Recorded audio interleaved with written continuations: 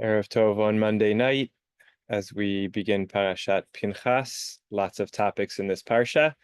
Um, and our a little shorter than usual essay jumps off of a tiny comment in the parsha, but I hope at the end myself to tie it back to something from the beginning of the parsha that the essay sparked my thinking about. Um, and we are in our second to last week, Matot Maseh. Next Monday will be our last session as we conclude the book of Bamidbar, and then we customarily take off for the book of Devarim. And I'll welcome in the interim your thoughts about other modern commentaries that we might pursue for next year. Sometimes we bring back some of the good ones. Sometimes we do all fresh. And I will note that one of the figures we've studied a few times, Nechama Leibowitz, I'm going to be teaching in our Modern Jewish Thinkers series in a couple of weeks about her worldview and thought, not just her kind of approach to Chumash, but more broadly her approach on a variety of issues. So if you remember our Nechama Leibowitz learning and want to tune in for that, that's going to be Thursday at 10. I believe it's the 24th or the 31st. I have to double check. This week, I believe, though, the 17th, this Thursday, Dr. Shira Billet is presenting on the thought of Professor Shalom Spiegel, which is going to be really fascinating. That's this Thursday, 10 a.m. on Zoom, so don't miss that. Here we go.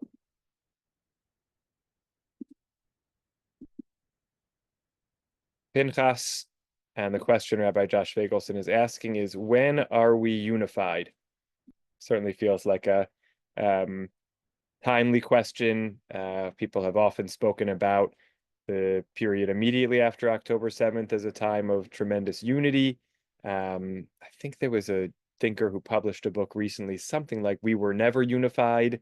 That was kind of a comment about, the Jewish people always being, divided, and that the sort of idea of unity has always been false or inaccurate. We often talk about the fact that it takes a common enemy to unify us, and we want to try to be unified on its own terms. So there's plenty to think about in this topic. And he writes, in one of his first major popular works, The Dignity of Difference, the late British chief rabbi, Jonathan Sacks, took up the questions of universalism and particularism, multiculturalism and diversity that had reached the center of social conversation in the mid-1990s, and which took on new urgency following the tragic, fractious events of September 11th, 2001. Remember, Dignity of Difference got a lot of press because Rabbi Sacks there advocated for a greater sense of religious pluralism than was generally accepted in his milieu. It was a hotly debated book. In the book, Sacks made a forceful argument, which he would repeat countless times in his subsequent writings, in favor of a particularism that leads to universalism. We learn to love people in general, Sacks argued, by loving particular people, not the other way around. This is certainly a frame that Rav Avi has offered many, many times. I love everyone, but if I love everyone equally, I don't really love anyone. I love my family first, and then I build out, loves of my national family, my human family, but it starts with our inner family. Importantly, Sacks did not advocate a focus on Jewish particularism at the expense of the world. Just as he embodied in his own public life, first as chief rabbi and also later as a member of the House of Lords, Sacks saw the particulars of Jewish life, Jewish language, the Jewish calendar, the Jewish textual tradition, Jewish ritual, as a home in which Jews learn how to be part of a larger community. The aim, he suggested, was that Jews, and by extension all people, would be, quote, secure in one's home, yet moved by the beauty of foreign places, knowing they are someone else's home, not mine, but still part of the glory of the world that is ours, end quote. For Sacks, having the sense of identity within one's own home enables one to understand their life as part of a larger whole of humanity and creation. In a later essay, he wrote about kind of the idea of a vast library, and you might be interested in any of the books on the shelf, but you take out one book off the shelf, and it actually is a chapter book that goes through this whole history, and then you find your name written, in the final chapter. You then want to reread that book more carefully, right? So the same notion. Those who are confident in their faith, he wrote, are not threatened, but enlarged by the different faith of others. Writing in the wake of 9/11, he concluded, in the midst of our multiple insecurities, we need that confidence now. The question at the root of Saks's book and much of his larger oeuvre has to do with the seeming tension between uniformity and diversity, wholeness and division. In an increasingly global, interconnected world, how do we hold up and embrace the manifold, diverse expressions of humanness and creation on the one hand, even as we on the other stay rooted in a sense of interconnection and sacred relationship by virtue of our shared identity as dwellers on planet Earth? Right? So how do we lift up everyone's individuality and distinctness and also preserve a sense of connectedness across that difference? In recent years, these questions have taken on increasing urgency on a socio-political level and on a personal one as well. How might our Jewish spiritual practice help us hold them and live within them in a healthy, wise, and mindful way? To help us explore this question, we turn to the Maggid of Koznitz, Rabbi Yisrael Hopstein, in his work Avodat Yisrael, and specifically a comment on the Shabbat sacrifice outlined in Parshat Pinchas.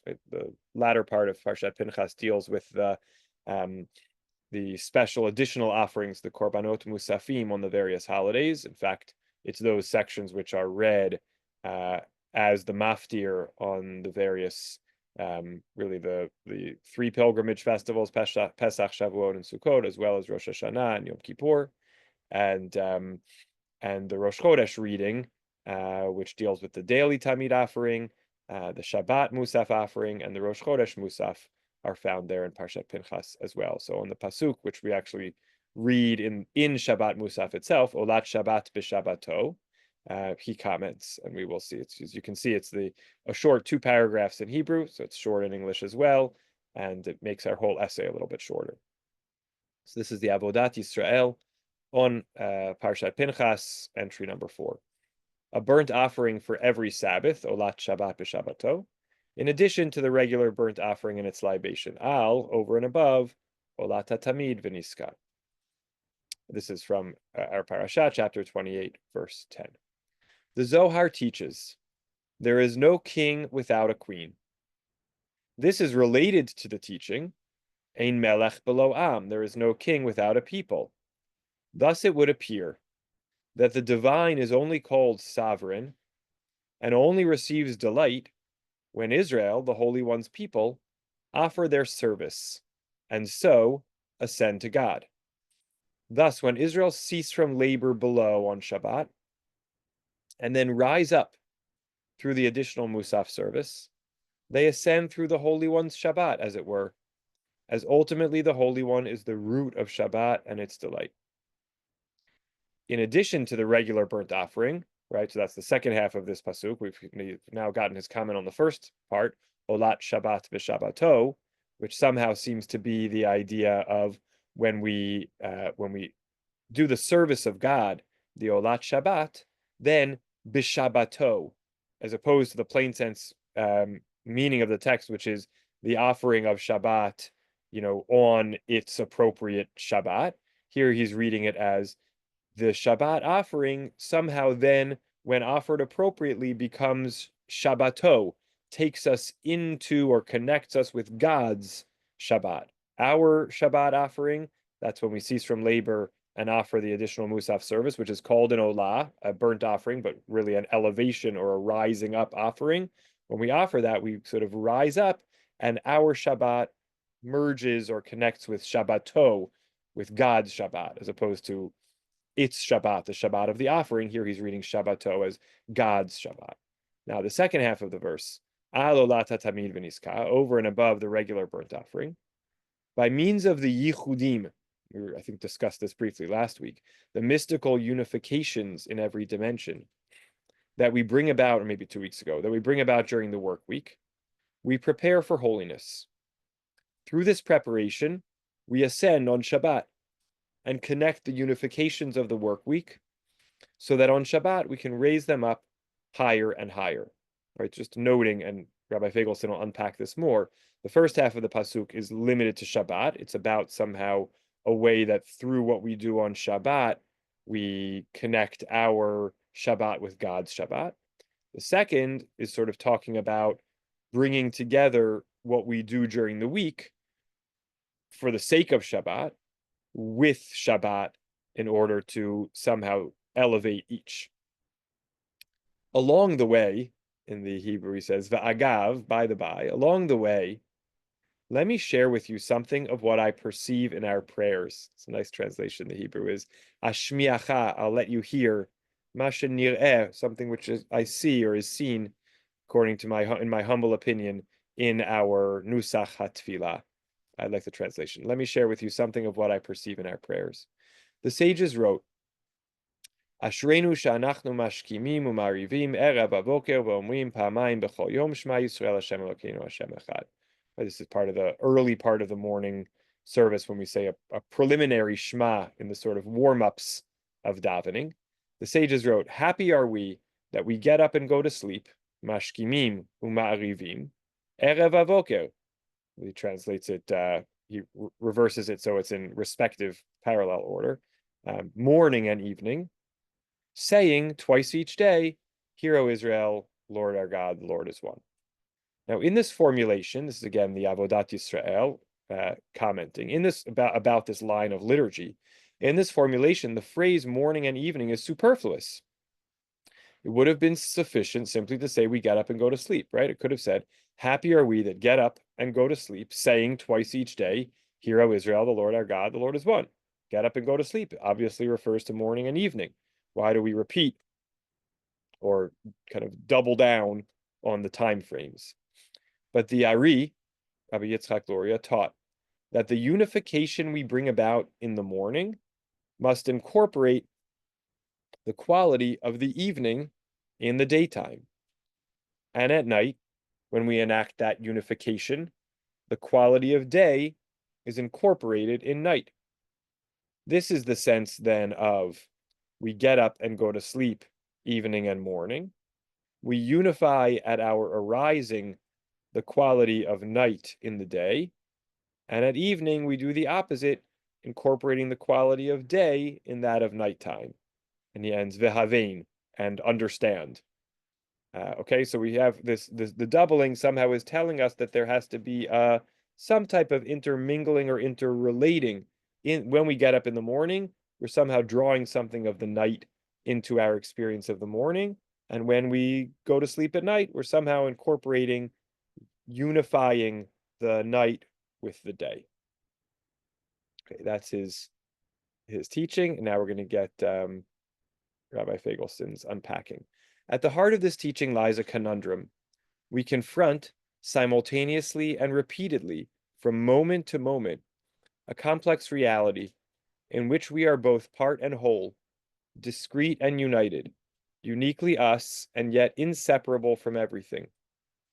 In our spiritual practice, we often set an intention of counteracting our sense of pizur hanefesh, disunity of the spirit. We do so to experience a sense of centeredness and wholeness in ourselves, in all of creation, and in the continuous life of the infinite and ineffable. As we sit in stillness and allow our awareness to expand, we seek to unify the disparate sensations and movements of our bodies, hearts, and minds to uncover the divine that is part of us, of which we are part, and which is present in everything.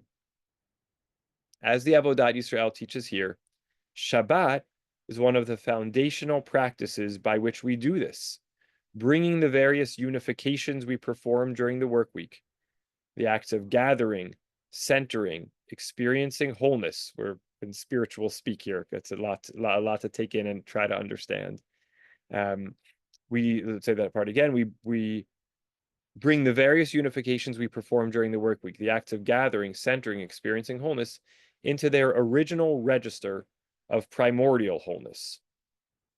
For me, that practice enables an experience of renewed interconnection with myself, my family, other people, and the world, and in the same breath, not only interconnection, but communion. Okay, so he's trying to express here somehow that one of the things he does or encourages people to do in spiritual practice is to try to counteract this sense of diffuseness or disunity, and to try to have a sense of the wholeness or interconnectedness of our parts. And Shabbat is a technology to do that. Some people talk about during Kabbalat Shabbat, in each of the paragraphs, we try to think about one of the days of the week, work our way from Sunday through to Shabbat, sort of take in, bring parts, let go of parts of the week as we approach Shabbat to sort of create a connectivity between the whole week and Shabbat. So that's what he was sort of attempting to describe as what's going on in the first paragraph. Olat Shabbat b'Shabbato, when we cease from labor on Shabbat and we perform the tefillah, originally the service of korbanot, we are connecting with God's Shabbat, and we're taking all these different pieces and bringing them together. Yet in the second paragraph, I think the Avodat Yisrael is gesturing towards the simultaneous reality that we live in a world of time and space, a world of limitation, in which there is, alongside the mystical reality of unity, right, which is what he was focusing on in the previous section, another reality of distinctiveness. Day is not night. Sky is not land. You are not me. God is not me, even when, as explained above, God is the ultimate reality of all these things too. Just as both night and day are worthy of their own blessings, so are you, so am I, so is the divine, right? Each distinct thing has its own kind of blessing. As the Ari teaches, our practice enables us to both honor the distinctiveness of each time of day, and by extension, every other facet of creation. Night and day are just the first. This leads up to the culminating bi-reality of the work week and Shabbat, which completes the creation process, through which we actively remember that both are rooted in the same divine origin. We do this particularly by being aware that the edges of what we perceive as distinct entities are not really edges. When precisely does day begin and night end?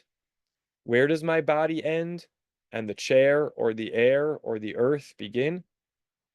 Bringing awareness to moments and sites of transition helps us both to honor the integrity within each entity and to recognize a larger integrity in which the borders of separation dissolve. Okay, so that was his take of the second paragraph, which is recognizing each distinct thing and somehow taking a bit of the quality of each and bringing it close to the other. That's the unifying necessitates recognizing the distinctness of things and trying to figure out exactly, where they divide. Again, this is a little bit, even I'm struggling a little bit here. It's a little bit esoteric, but he'll bring it back to a little bit more practical as we go. This, I suggest, is something we might discern from the Avodat Yisrael's cryptic Vehaven, understand, with which he closes his short commentary here. Haven points us towards Bina, the sphera or aspect of the divine, in which a larger both and consciousness is rooted. For all of his emphasis on unification, yichud in Hebrew, we might understand that term only partially to express this paradoxical reality, which might better be captured in the term shlemut, wholeness, from which we derive shalom, right, peace. I find this to be true in my own experience. When I put my focus on oneness and unification, I find it can produce a pressure of its own, as if to say that if I don't achieve a sensation of unity within myself, in my relationship to the Jewish people, in my relationship with the humanity, the world, the divine, I'm somehow failing. Yet if I shift my focus to inhabiting a sense of wholeness, that pressure is lessened. Instead, my awareness can take in my own sense of unique identity and integrity, and simultaneously the sense that I am part of an infinite whole. So he seems to be suggesting that the Vehavein here is a way of reminding us that, distinctness and then unity is a little bit overwhelming or hard to achieve. We want we want a togetherness of all things that doesn't require them to somehow really become one. That's very difficult. But if they can be separate, but then all share the world together in a way that creates not oneness, but wholeness, that feels easier to manage. Like we can all fit our puzzle pieces together, but we can't necessarily erase the borders between us and become one indivisible whole. But we can fit together to create a sense of wholeness. Okay, so now he wants to delve into this idea. This is kind of where he's been leading us, away from unification to wholeness. I find this orientation can be helpful as well in approaching the vital questions of diversity that are always present in a democratic society and which have become especially pronounced in recent years. As contemporary political theorist Danielle Allen observes, and those who crossover episode alert, those who come to book club will remember that last year, not this past year of 24-25, but in 23-24, in spring of 24, we read Danielle Allen's book, Talking to Strangers, a very dense book about sort of civic relationships. So he quotes her here. As contemporary political theorist Danielle Allen observes, a speaker cannot use the word one to mean multiplicity, but the word whole entails just that. Wholeness is better than oneness for kind of describing a world of different kinds of things or people, i.e., the world we live in. Beings are diverse and multiform, and humans particularly so in their cultural and personal expressions of self. To make space for this diversity and to avoid subsuming them under a homogenizing label, wholeness rather than oneness is a more fruitful conceptual foundation. Allen goes on to discuss the importance of this shift from oneness or united. Think, for instance, of the motto emblazoned on American currency, e pluribus unum, right, out of many one, to wholeness, right, the shift from oneness or united to wholeness for contemporary social political life. The effort to make the people one cultivates in the citizenry a desire for homogeneity, for that is the aspiration taught to citizens by the meaning of the word one itself.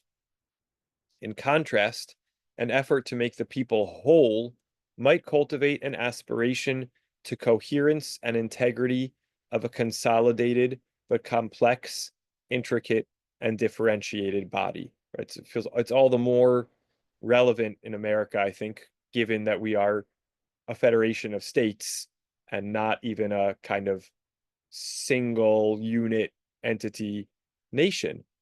So all the more so, it's hard to really think about oneness in America, but we could try to think about wholeness. Allen's work helps us draw a link between our personal spiritual work of Tikkun HaNefesh and our social, political, spiritual work of Tikkun HaOlam.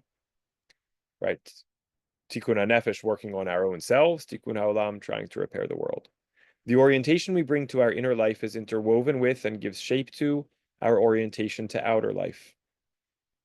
Seeking shlemut within and among our inner many selves, we learn to witness, embrace, and celebrate the many diverse others in the world and of the world as an expression of shlemut as well, right? So as I think about all the parts of me and say, I can't blend them into one, but I can find a way for them to coexist harmoniously within one another, my different urges, my different values, my different needs. The same is kind of the goal of how I want to help make the world be. Not that everybody is the same, but that everybody can coexist peacefully. To embrace the diversity and multiplicity of creation and of the many communities and publics of which we are each a part, cultivating our capacity to be aware of and embrace difference within ourselves and others is essential. This is the invitation of every Shabbat, every evening, every morning, every moment. And some of his questions ask, how do we prepare spiritually for Shabbat? How do we relate to the paradox of being distinctively oneself and also part of the infinite? Is one or the other more pleasant or appealing or difficult? How do we relate to achdut versus shleimut, unity or oneness versus wholeness? And then he offers some ideas for practice around looking at our two fingers very, very close together, trying to think about their individuality and togetherness, mindful eating practice, and how does food become a part of us, and spiritual practices of setting things aside for Shabbat. So again, as we've delved into this book, I feel it's again, I'll repeat, much further afield from the text than any other Parshan we've studied. Even those that didn't analyze a number of commentaries on a passage, but just took, a story and then extrapolated to the ideas within it. Here it's really a tiny point, which is the jumping off point for, addressing a big question, which may or may not really relate to the Parsha. So this is, again, further afield. There's not a way in which I think it relates to a theme of Pinchas, but it still does emerge from a text within Pinchas about Shabbat, and the way Shabbat, serves as this laboratory almost for thinking about distinctness and wholeness.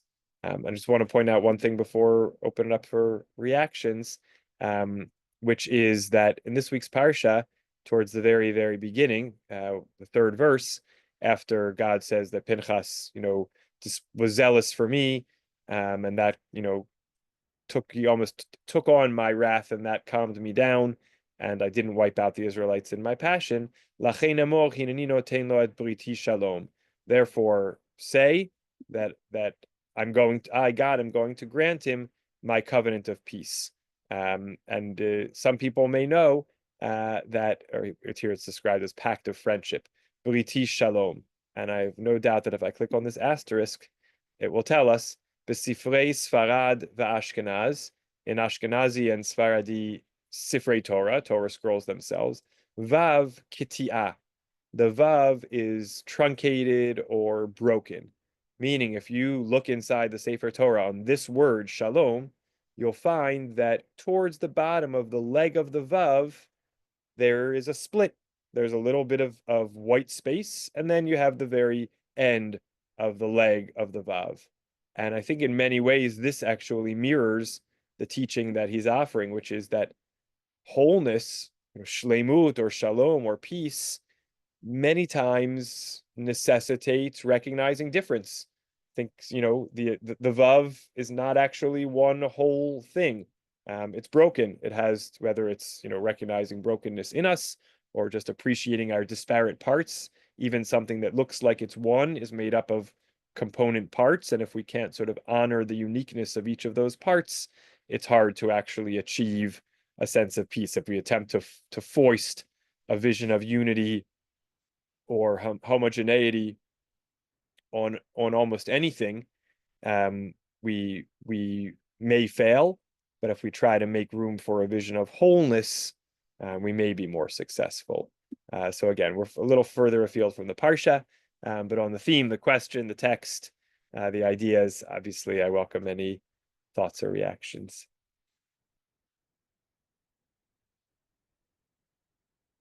Yeah, start with Moshe. I'm just curious. All right, the Parsha starts off with Pinchas, right? And then it goes on to this extra carbon for for Shabbos, right? Yes. And I was told there's always supposed to be a relationship, from one part of a Pasha to another part of the Pasha. And I was thinking of when Pinchas did do the act of killing, the people that were sinning. Was it on a Shabbos? Mm. You understand? The continuity I'm thinking of, Yeah, it's an interesting question. There's a long they're not even quite juxtaposed, these sections of the Parsha. There's a long sort of a census and a kind of family tree lineage that all kind of intervene in the Parsha. We have the story of Tzalafchad's daughters, all right. and then we even come on to Moshe being told he's not going to go into the land, and it's after all of that that we eventually come to the passage of the offerings. All right. We have a series of topics even in between them, but it's always an excellent question, what we call smichut parshiot, the juxtaposition of portions and what relates one to another. Sometimes the rabbis speculate on it, sometimes they don't. Um, yeah, yeah. Thank you. Great question.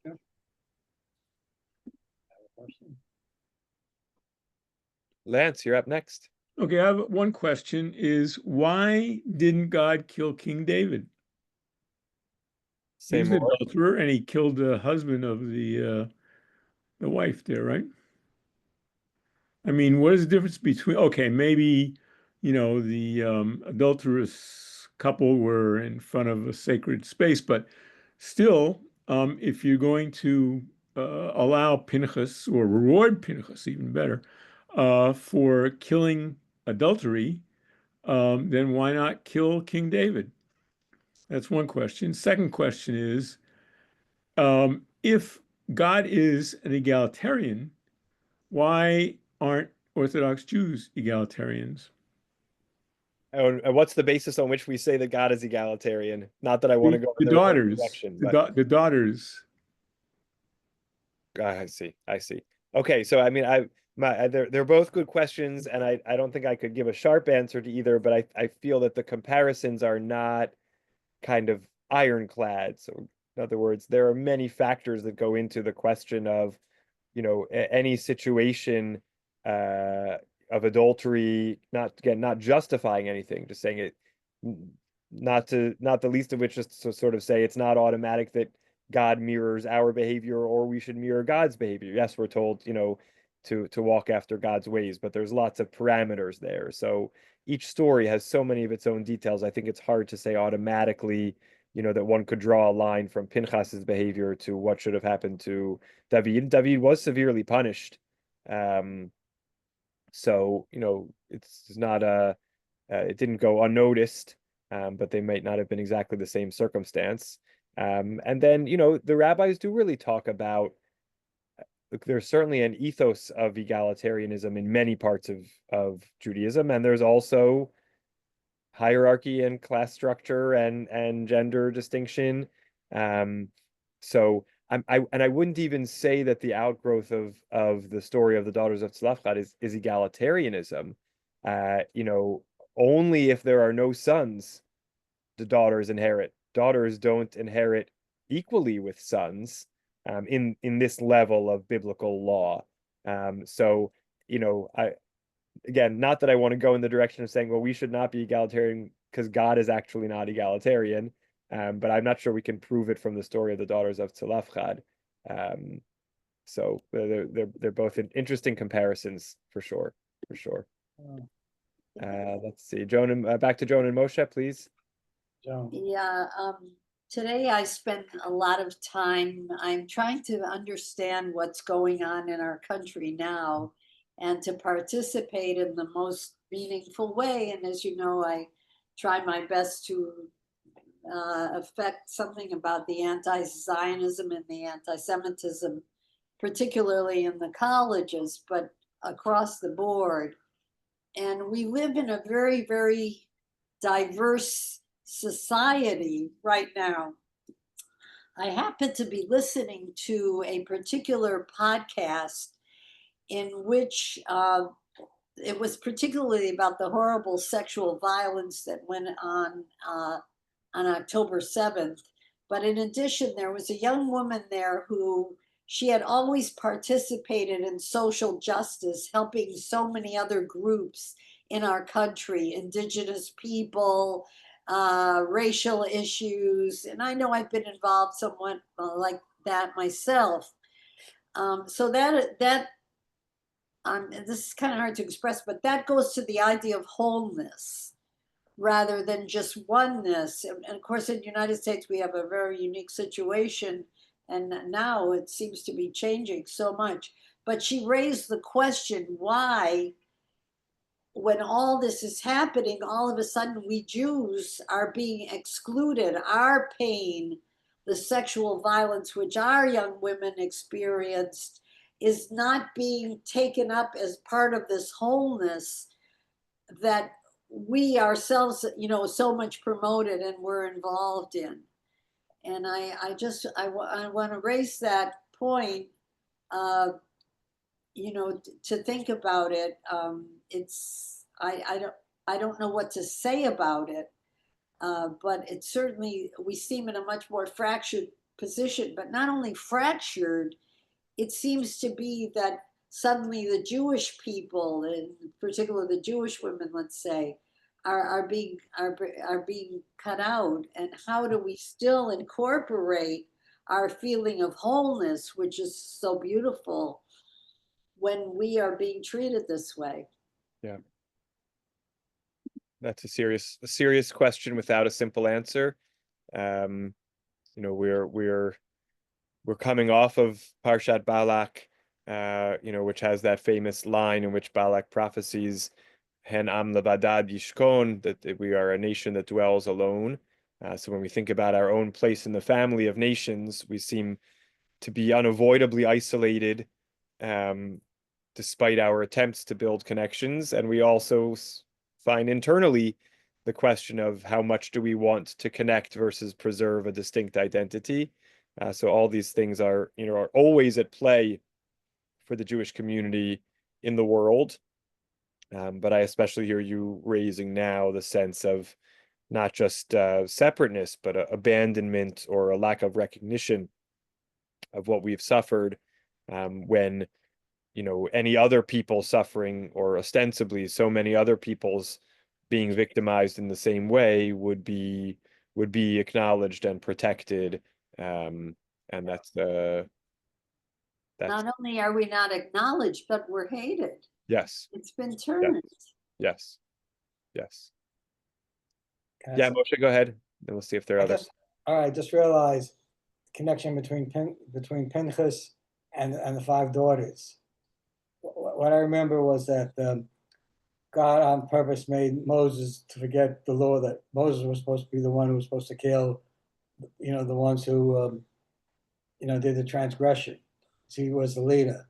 So Pinchas took over the thing. And with the daughters of selected, there's like 2 explanations that the reason why he had to ask God was because A, he didn't know the law. They say A, he didn't know the law, or B, the fact that the daughters came to him saying, "Oh, you are a friend of our fathers. I want you, if you're a judge and somebody comes to you with that saying, you have to accuse yourself, because you won't give a fair judgment." Interesting. Yeah, great midrashic remembrances there. That's terrific. Right. See, Lance, might be our last comment. I have one impertinent question. Okay. You always do. Thank you. Can Riverdale secede from New York City? I don't want to. You sure? Yeah. We're here. We got to figure it out. Okay. Yeah. All right. But it's a tricky time. No question about it. So, all right, we have more to think about preserving distinctness, seeking wholeness, not trying to force unity or uniformity. Rav Avi often says that unity, not uniformity.